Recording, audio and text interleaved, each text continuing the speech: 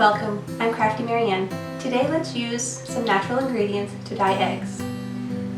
So you see we have our hard-boiled eggs, we have brown eggs and white eggs, we have yellow onions, red cabbage, and beets.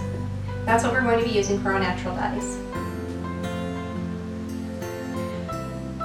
So the way we're going to make our natural dyes is we're going to cut up the vegetables, and it's a 1-to-1 portion. 1 cup of vegetable to 1 cup of water, and then we're going to add a little bit of vinegar and simmer it on the stove.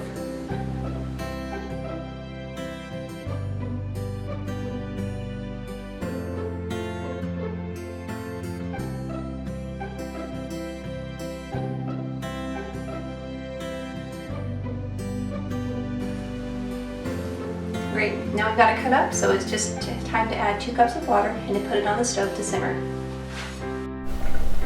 Well, we have all 4 of our pots going, our beets, our red onion, our yellow onion, and in the back left we've got the red cabbage.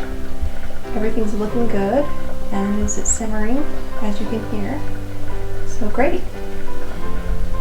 Everything's looking right.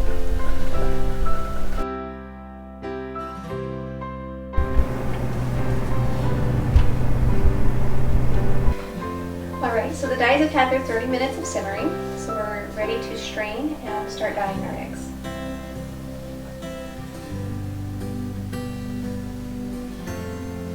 Alright, pulling my hair back, it's time to get serious now.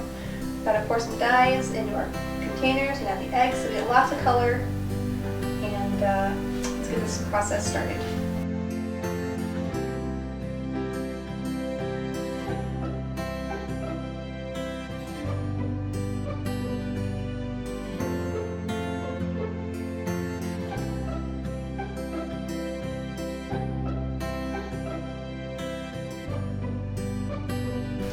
Now if you do have a spill like I just did, you want to clean it up immediately so it doesn't stain your counter.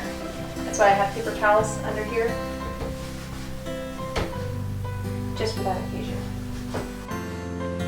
And if you have any questions on how to hard boil an egg, I just did a video on that last week.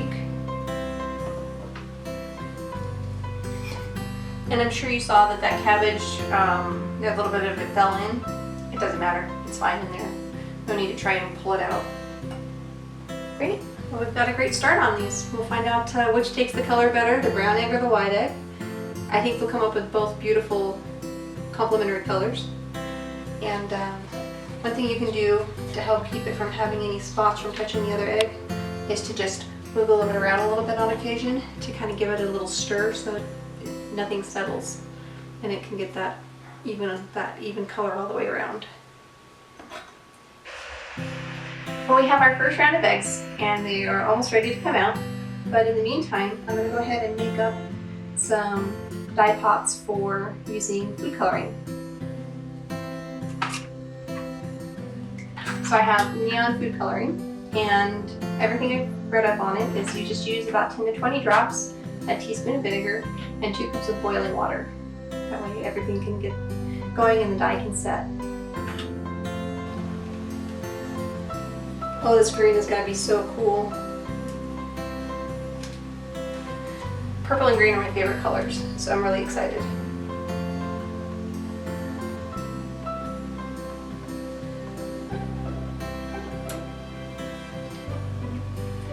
Alright, now I'll just add the boiling water.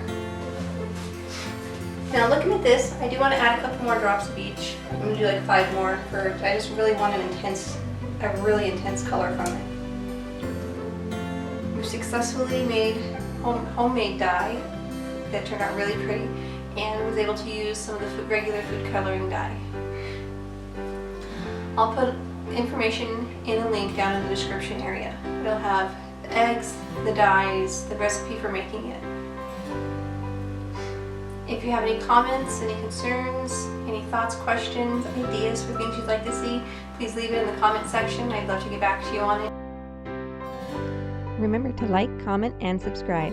Thank you for joining Crafty Marianne.